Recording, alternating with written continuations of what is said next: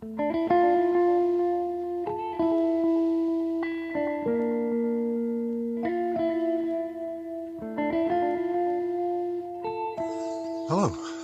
and welcome to today's roadcast. I'm provisionally titling this one Be of Good Cheer. If you're from Britain, you will know that the expression cheers is very widely used, whether it be just as a general acknowledgement or a greeting, or as a sort of thank you, or whether it be someone raising their glass and wishing another all the best. Cheers is a widely used expression. So that's why I'm entitling it Be of Good Cheer. In the 19th century, Robert Louis Stevenson, in his Apology for Idlers, wrote, "There is no duty we so much underrate as the duty of being happy." And that is the subject, largely speaking, for today's roadcast. Before I dig down into the subject matter, I'd like to begin by thanking each and every one of those who has chucked a few quid into the Rogue Mail coffers by way of the Buy Me a Coffee button, and or taken out a Substack paid subscription to my pages. Thank you very much. It is truly appreciated. If you're watching this on YouTube, then please like, comment and share it as widely as you are able, because due to the usual issues with the algorithms, my content is being suppressed. No surprise there, you might say. So, to get back to this issue of good cheer, let us not forget that in the Declaration of Independence, the compilers, who, as far as I'm concerned, were men of good standing and decent morality, who were well aware of the dangers of inversion, had it enshrined that one of the rights of man is the pursuit of happiness. And it is a greatly underestimated aspect of our lives. You know, when I was growing up, there was an expression, "Cheer up, lad, it may never happen." You know, and I was brought up in a region in the north where it's common to call people love, whether they are male or female. It's an epithet that people use when they greet each other or when they have any kind of social interaction. And it's much underappreciated, because really, how could you be more respectful and more empathetic than to call someone else love, even if they're a stranger to you? And of course, one of the aspects of being from the north is the sense of humour. Some 25 years ago, I was travelling around India, Nepal, before that Thailand and Australia. And at the time, I was seriously considering whether or not I should emigrate. And I mulled it over. I mean, I really thought about it, I really considered it, particularly as there was an opportunity for me to move to the Himalaya. But in the end, there were a number of signs that pointed me back, that brought me home. And I suppose even then I realised that Britain was becoming a bit of a shithole, that there were glaring inequities in the system, that if those gaps were not, those chasms were not closed, we would be in trouble. And in the last roadcast, I posited the view that we may well be, if we're not already in it, we may well be heading towards a civil war. One of the aspects of being here in the realm right now is that it's very easy to ridicule all those satanic and Freemasonic sorcerers whose business is to bend the news, to bend the reality, and thus shape the perceptions of the masses. And of course they use lies to do this. And so it's very easy to take the piss, to mock them by simply pointing out the truth of any given subject. And I suppose you could say that that's why right now it's a glorious time to be a satirist, to be a comedian, to be an individual who lampoons, well, the buffoons that are holding high office, or so they would have us believe. And right now, perhaps the prince of the buffoons, and there's an awful lot to choose from, is Sir Queer Starling, as some are calling him. He's easily lampooned, as is his sidekick, the notoriously arrogant and extremely foolish Ed Miliband. But there are other characters as well, and these individuals are being lampooned on a daily basis, and so it should be, because is it not the case that to be light-hearted is simply to be light of soul? Is it not the case that light dispels the darkness, and also that the opposite of light is heavy? And as I walk through these woods, any heaviness that I've been carrying around tends to lift, just as it is doing now in this lush green environment. All these psychological manipulations, all these absurdities and these tyrannical diktats that are flowing from whichever government in the world you wish to analyse, but no more so than the criminal government of the United Kingdom, then it behoves us as cheerful individuals who are here and capable of being light of heart. Those of us that have a sense of humour will laugh in the face of the absurdity. And of course there's nothing more dislikable to those who would presume to control us than for us to laugh in their faces, to take the piss, to lampoon them. And so let's just consider, before we go any further, what we talk about when we're talking about lampooning, mocking, or quite simply taking the piss. We're talking about what some may term to be a spiritual quality. The sense of humour is a spiritual quality. Mockery is needed right now, and the more mockery that it is, I would say that is as a direct consequence of the tyranny.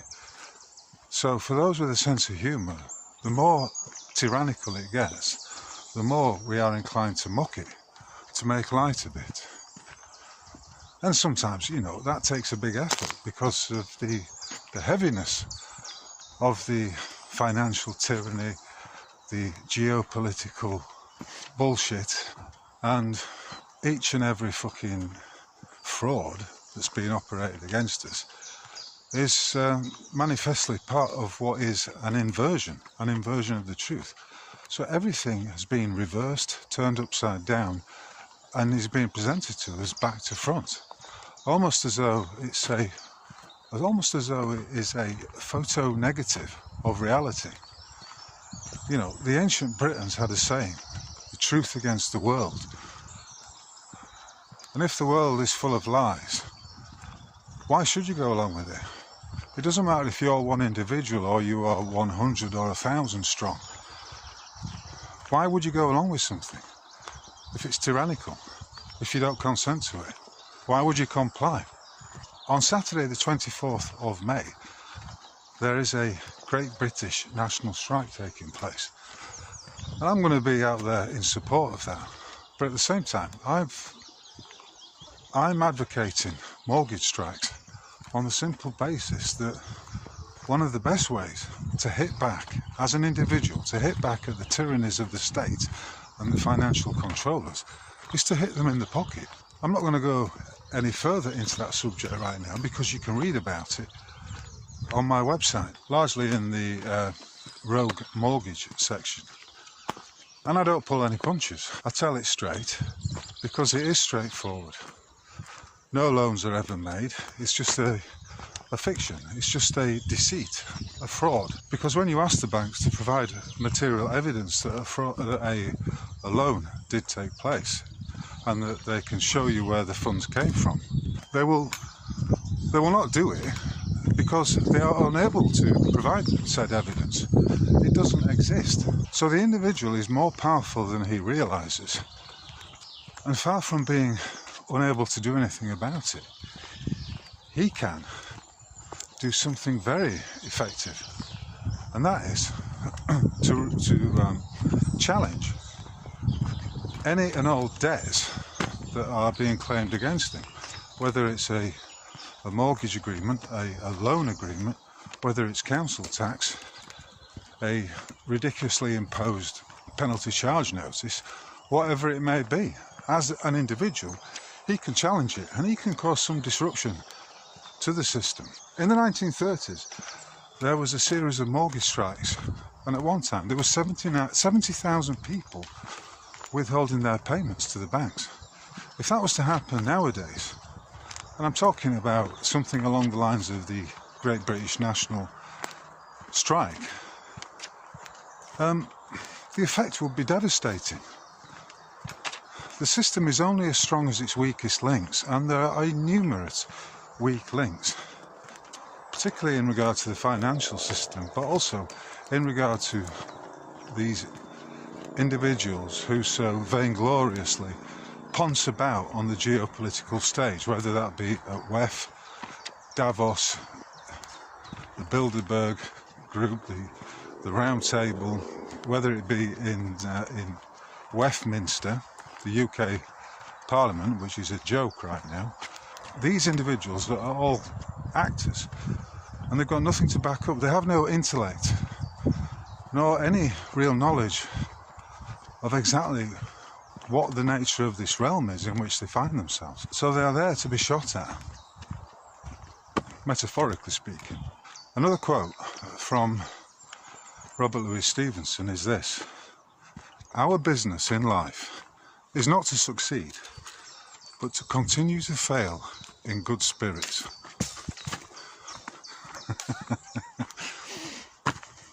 So in the light of that, you see how it all comes back to the light. In the light of that, today's roadcast is intended to be light-hearted. I will be lampooning one or two characters, and I will be pointing out one or two facts regarding this sense of humour we have, and this tendency that exists amongst all English-speaking nations, this tendency to take the piss of those who would attempt to lord it over us. It's something that can never be defeated. And it was this particularly that drew me back to Britain. I said I was in India and Nepal some 25 years ago, and I decided to return to Britain because I missed the piss taking.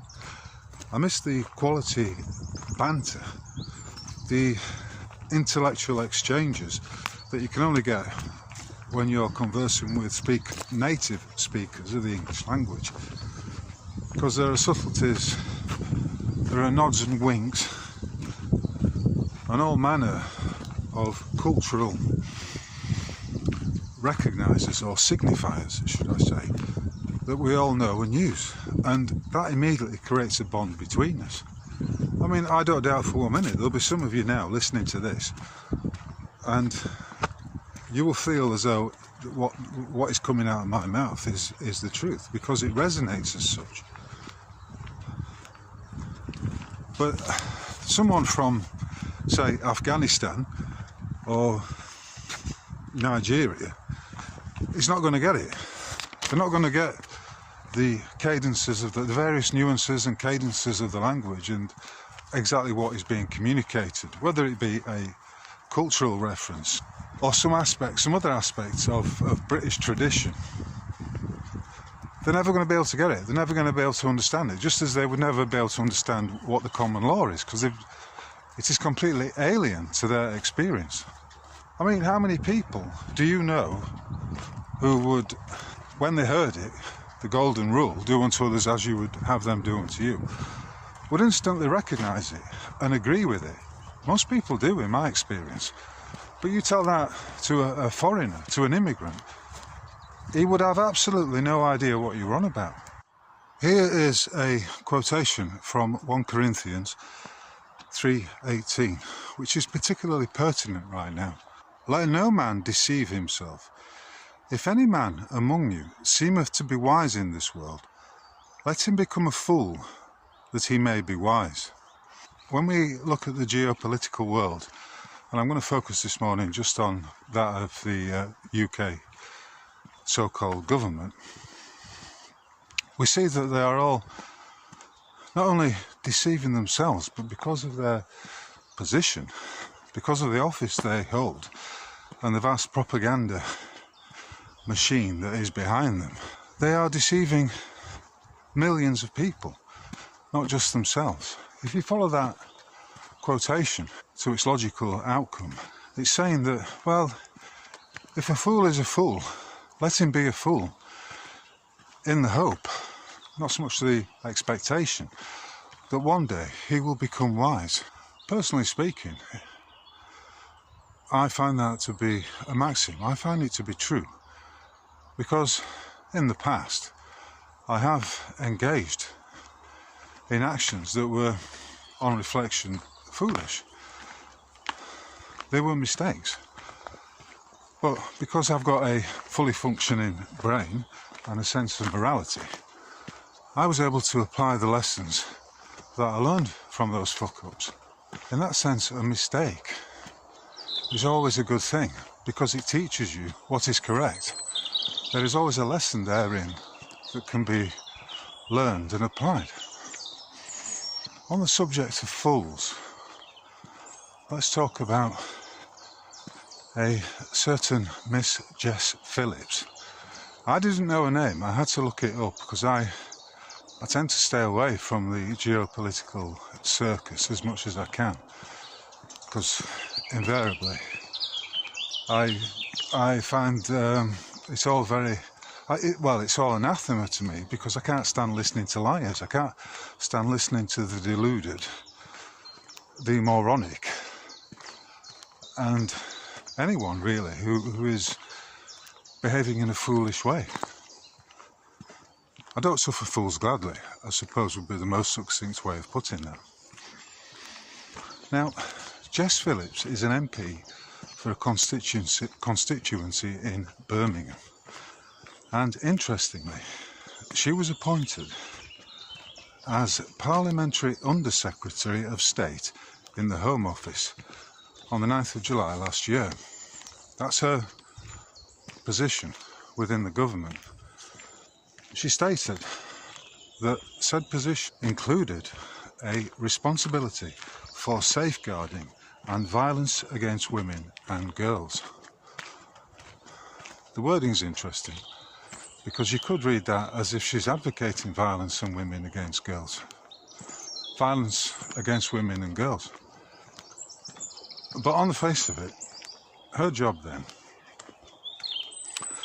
is to protect the interests, the well-being of women and girls.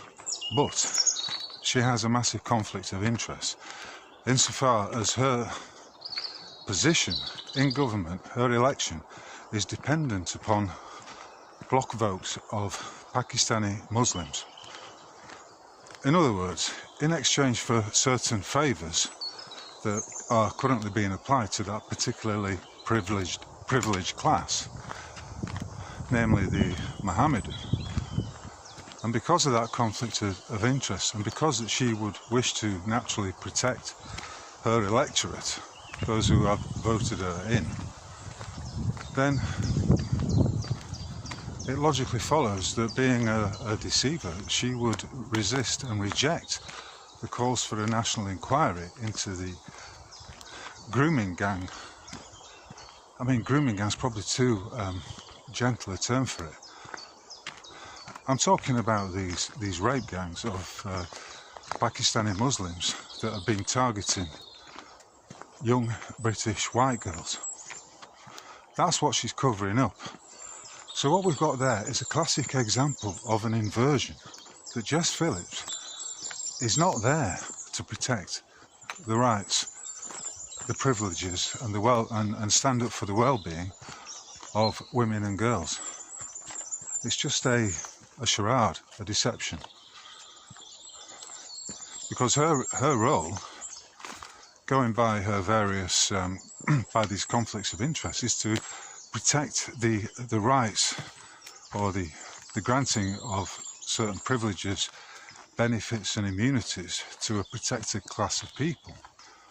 Women and girls are not a protected class of people, at least as far as the reality goes in the convoluted, delusional mind of Jess Phillips. What I'm talking about here, in a broader sense, is of course the inversion that is all around us,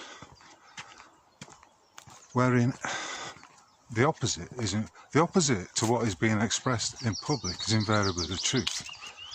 And with this inversion of everything, whereby the truth is turned upside down, it's back to front, it's distorted in some kind of smoke and mirror operation, and it's upside down, then you may say that right now, and I can understand it, that the nation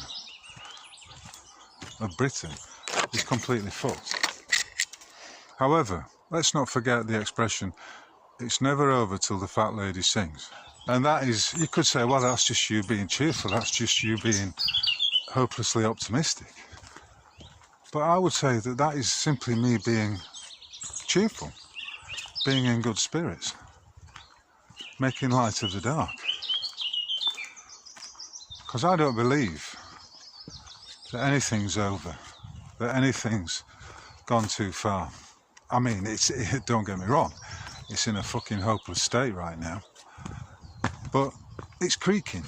The whole system of tyranny is creaking, and it creaks because it is standing on a series of weak links. I mean, you could say Jess Phillips is a manifestation of the weak links that exist within the collectives or the organisations of state tyranny. Just as you could say the same of Starmer.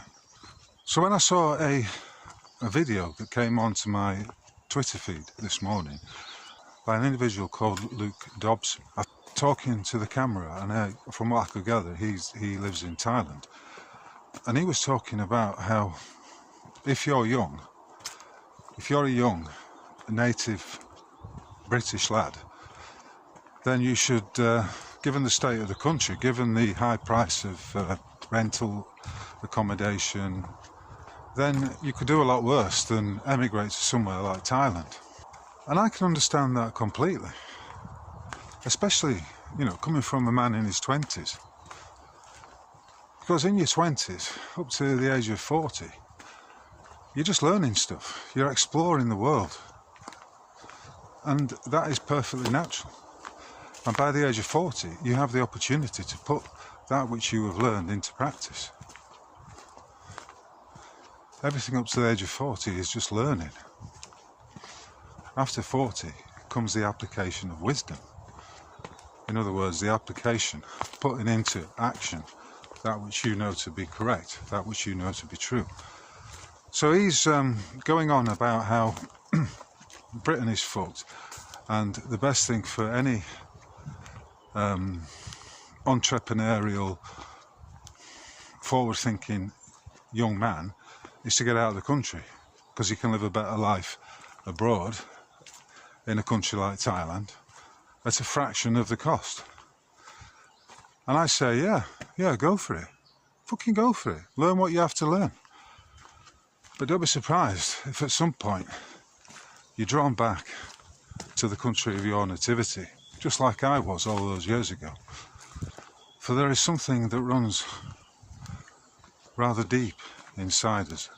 I don't know whether it's in the DNA but it certainly is part of this spiritual aspect by which I state that a sense of humour is essential.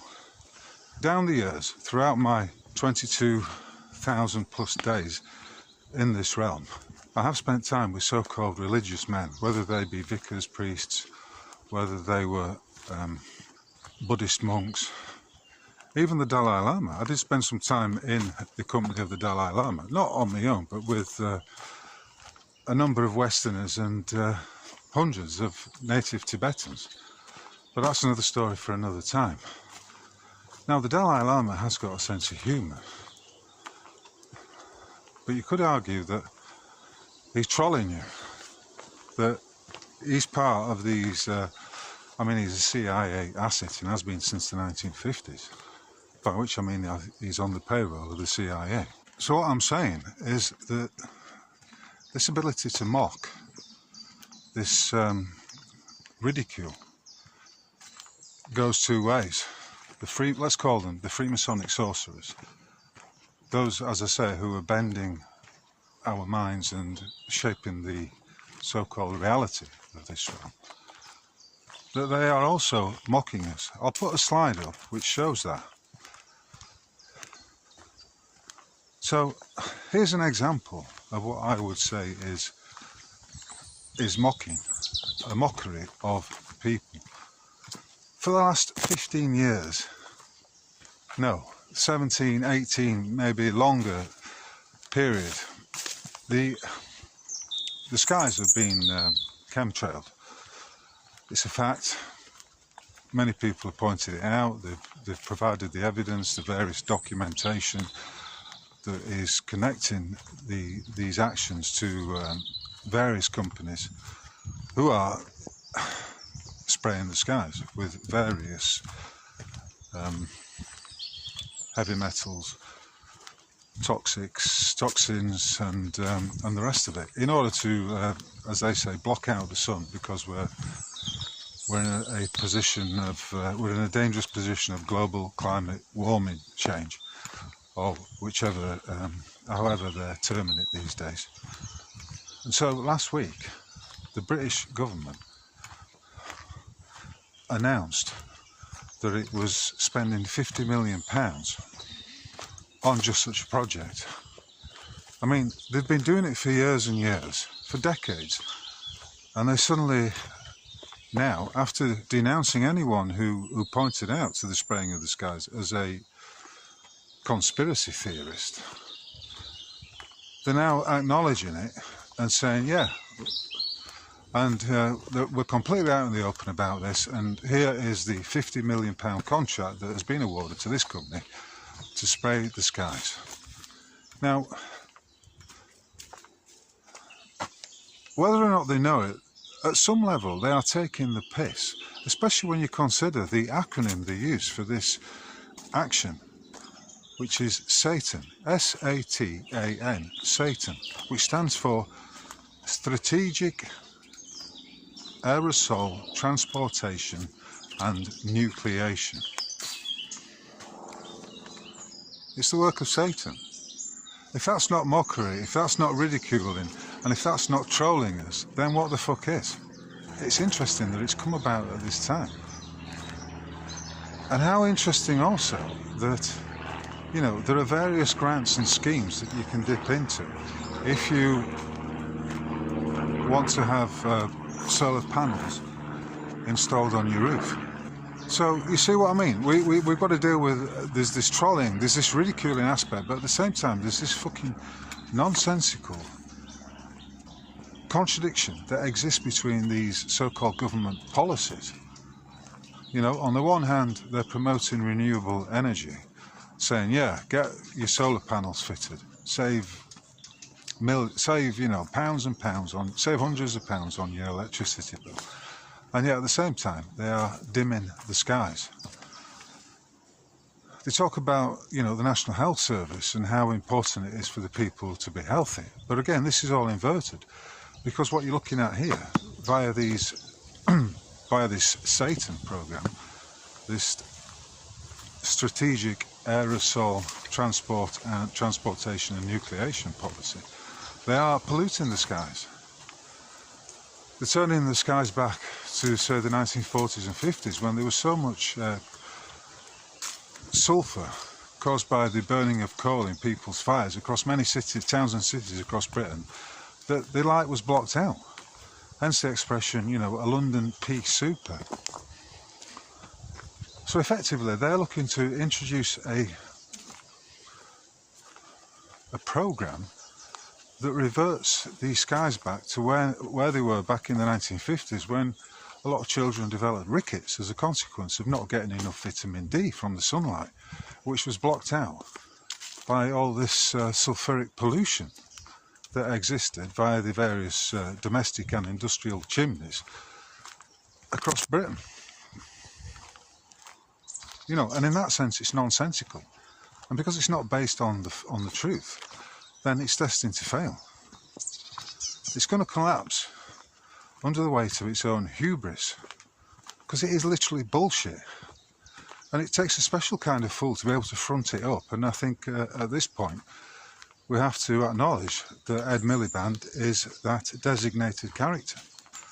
You know, and all the while we have this ridiculous attempt to shut people down, to stop them from speaking out, to stop them from expressing their thoughts, to curtail man's right to freedom of speech.